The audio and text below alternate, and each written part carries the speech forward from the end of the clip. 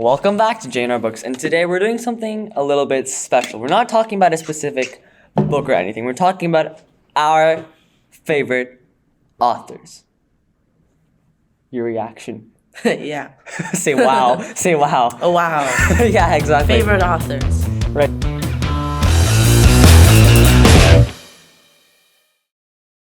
Your favorite author, Ryan. Who is your favorite author? I've seen you researching some fun facts about this guy a little earlier.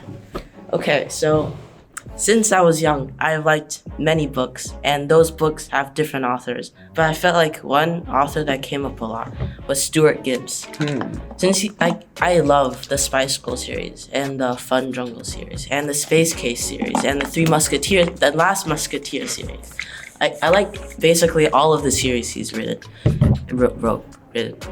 Anyway, yeah. And a fun fact about Stuart Gibbs. Yeah. I spent like 5 minutes researching about this. Yeah. But his favorite animal is elephants because they're, according to him, emotional and amazing. Wow. Yeah. But also, I do realize that the Spice Girl series is like one of the most popular series for like kids almost in the world, right? But I've never actually read them before. So what? Really? Like, yeah. So what's it about? Like, what makes it so fun and appealing? Stuart Gibbs books. I think they're fun. Like, they're funny. They're interesting. Humorous. And there's a lot of plot twists. Is what I found. Like, in Space Case, and I don't remember like a specific example, but I remember that there's a lot of like plot twists in the book. Like, you know, you're not gonna spoil for me. Oh yeah, no. You know in Scooby-Doo, right? Where like they investigate some like mystery. Yeah. And they find out like, oh, it's this guy. But when they they take off his mask, it turns out it's another guy. And then they take off that mask again, it turns out it's another guy. So like kind of like that. Oh, like the it's villain like of the story is like very mysterious. Like they don't find it until like I should probably stop talking. Yeah, don't spoil for me. Yep. But so yeah, I really like what you're saying, Ryan. You're saying it's a combination of both humor and a plot twist, right? Yeah. I do think that mask thingy thing is really, really quite interesting. Yeah. It reminds me of like another book called The Hitchhiker's Guide to the Galaxy, where it's like a sci-fi book, but then it's completely comedy and humorous. Wait a minute. You said you borrowed that book to me. Oh yeah, I would. I forgot about that. I will lend you that book so I can do it for a future video. We're giving so many sneak peeks, right? I'm not sure if we're supposed to do this, but Okay. Anyway, no word. What? whatever happened. But anyways, like in that book, there's kind of like it ignores all the scientific difficulties and makes it humorous. Kind of like in a similar way that the plot twist in the Spice Girl series, I think what you're saying, transforms into humor. Yeah, it's hard to do. Like making something is so really hard. serious, yeah, and making it entertaining. We're also probably going to be getting back to you with that Hitchhiker's Guide to the Galaxy book pretty soon. I guess around a month or so later. But no promises. Right. For me, honestly, one of my favorite authors, of course, while I cannot pick, there's so many, I did manage to pick one. And that's going to be no other than John Green. John Green. Right. So our first video on J&R Books was actually on The Fault in Our Stars by John Green. And I think that was like the first book where I almost cried, but I didn't cry. I've never cried from a book. But like, yeah, like that was the closest I've ever gotten to crying by reading that book. It's like, it was so emotional. The thing about John Green is that it's realistic fiction, right? I think John Green really let me dive into that genre of realistic fiction, whereas before I just liked fantasy way more. And I think that like the style of John Green is that it's so simple. Yeah. His writing is so simple. There's like no fancy adjectives, descriptions, or words. It's just straightforward, simple, tends to be in first person. Yeah, but it's also very deep sometimes. It is. It's like that beauty of using simple, comprehensible words to describe something so deep and like emotional and touching and deliver that message to the readers, right? There's always a lasting impression or lasting impact if you read John Green's books. I guess you can say it's like a plot twist or like a climax of things. Yeah. Like, you know, Fault in Our Stars, it was when Augustus died. That was kind of like a plot twist in a way, right? Because they thought Hazel was gonna die, right? Same thing applies to, I guess, in a way, Turtles All the Way Down. I've never read that one. It's like a 2018 book. I'm pretty sure one of his recent ones. Is it about like turtles? No, it's about like a girl suffering from OCD. Why do all the main characters in his books suffer from sort of like? No, not quite. Like in Paper Towns, like the main character doesn't. It's like he's an ordinary senior. I didn't read Paper Towns. It's a good book. You should read it. Fun fact, actually, in the film Fault in Our Stars, the actor who played Isaac, Yeah. ended up playing like the main character in Paper Towns, the Paper Towns film. So I guess the director liked him. But anyways, yeah. So I think John Green really is one of those authors that I really do like. I really do enjoy Yeah. reading these realistic fiction books, and I recommend that you do so too, because it makes you think. Like, I remember that there was this quote from TFIOS, like from the Imperial Affliction of Things, like, but it was just so touching that it leaves an impression, like a mark on your mind and your memories almost forever. And I think, Wow, I'm choking a little. but like his very first debut, am I pronouncing it like debut novel, Looking for Alaska, it was quite inappropriate, but at the same time. Well, I think you told me about that book. Yeah. You showed me some other parts of that. But like it's still very, very impactful. That's what I'm saying. That's what I like about John Green books.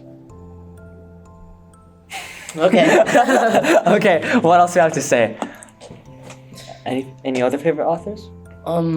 Personally, I think like John Green is a very good author, and a lot of his books are very emotional and they're very deep in that they require 15-minute videos to talk about one book. But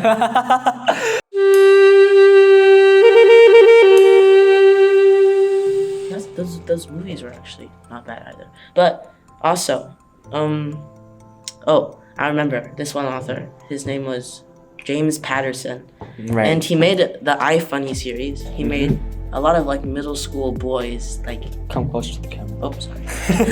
Yeah. Yeah, he made a lot of it, like books about that, like people in middle school. And one of his books, which was Potty Mouth and Ignore that. Editor, cut that out.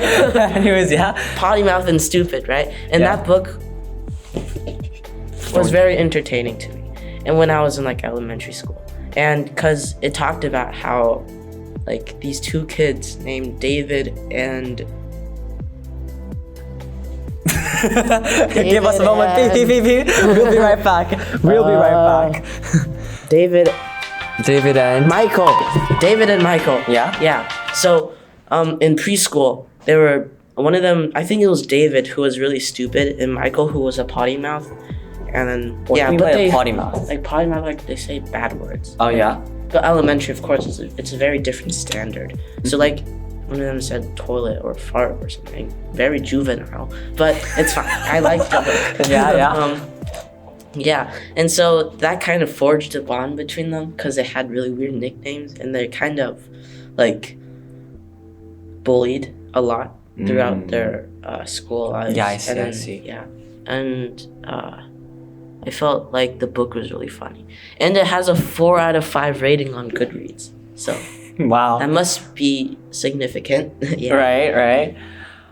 For me, yeah, speaking of James Patterson, I also enjoyed the iFunny series. I was too scared to read that as a kid because I felt like the face on the cover was really scary. I think it's quite interesting too. It's about a disabled kid named Jamie. Mm. Not me. I can fully stand up. But anyways, Yeah. yeah, he's on a wheelchair, and then he's like his dream is to become a stand-up comedian.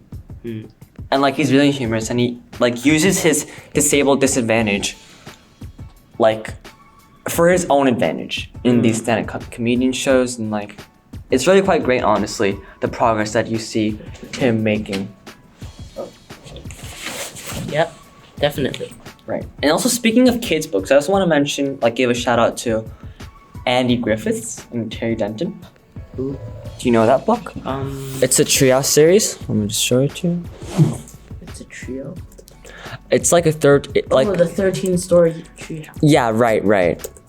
It's quite interesting because That's a really good book. yeah, when I was a kid, I thought it was real because it said like the main characters are the authors and illustrators themselves. Yeah. Like the main character is named Andy, and Terry, Yeah. and Jill, and who in real life is Andy Griffith's wife actually. Mm-hmm.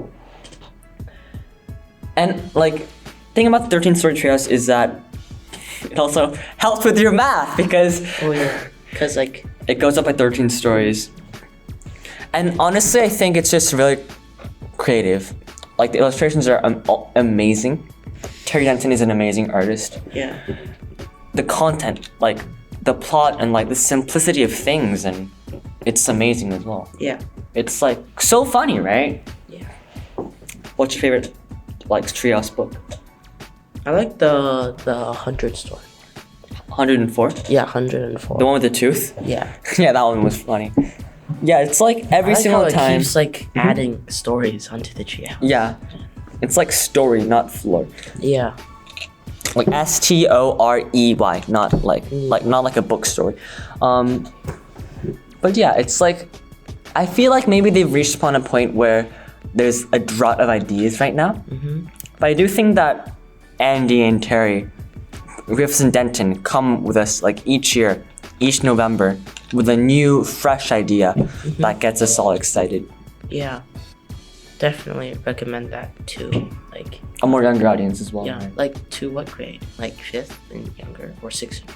I don't know, I still enjoy these books. all ages, Okay. 1 to 100, all ages.